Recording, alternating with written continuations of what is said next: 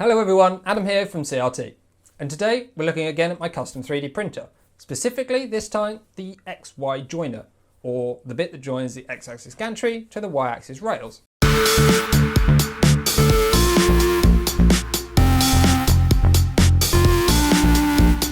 This is probably my favourite part of the printer. It has plenty of detail, it's quite intricate, it has sort of bits that pass through and go in and out and around. And it's almost perfect for 3D printing. It's just high complexity in a small part. And it's delightful. So let's take a look at where I've started and where I've got to now and the process that I went through to get there. This is the first design. It's pretty hideous. This little clamp here will hold the 8mm rail.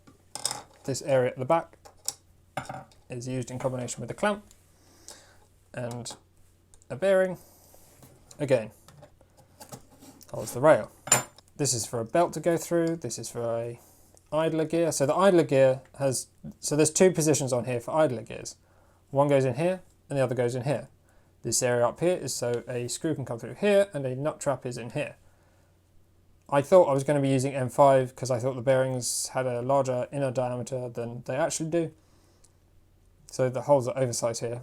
It ended up being M3, which is good because it saves a lot of space. I tried to keep this as far out this way as I could without going too far, because that will reduce the length needed for this. So as soon as I have this back here, that increases the length required for this rod by this amount, or will reduce my X movement by that amount, which is not really ideal. It sort of worked a bit, but not great. So let's have a look at design 2.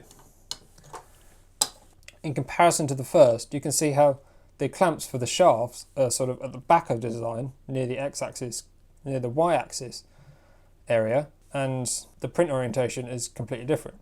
This one was like this, and this one is now up this way. The back of the design, where the bearing clamps, is quite similar. I made it a little wider to accommodate a longer bearing if needs be, just for stability along that axis. The clamps are these clamps I mentioned in the previous episode that Tech2C had designed. Again, I've got 2 nuts in this one and we'll reduce that further in a minute. A couple of things that weren't great about this. Well, firstly, it's PLA and the bonding, you can see that. The bonding strength wasn't very good, so these came out very brittle. But irrespective of that, the clamps were quite good, a little tight. I had to increase the diameter slightly. And I didn't put any nut traps really anywhere but here. So tightening everything down was a pain in the... These bits are a bit thin, so once you've got that tight enough to hold, it sort of starts to bend quite quickly. Again with here. Nut trap was slightly too small.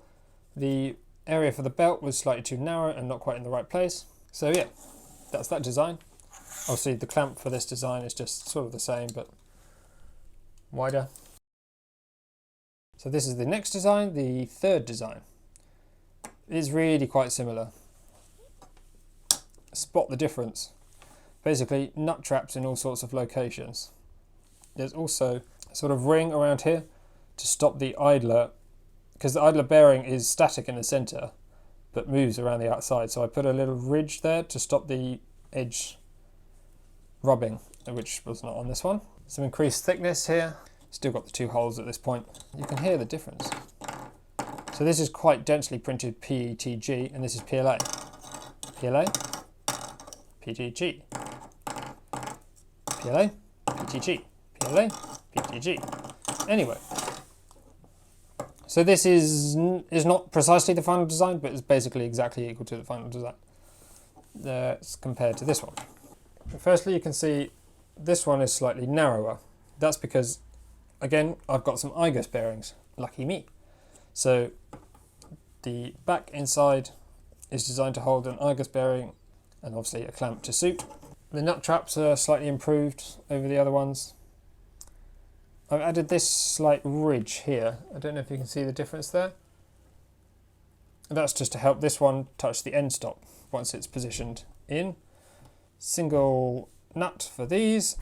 Some reinforcing gussets up the edge. You can probably also see a slight change in the size and position of the belt pass through.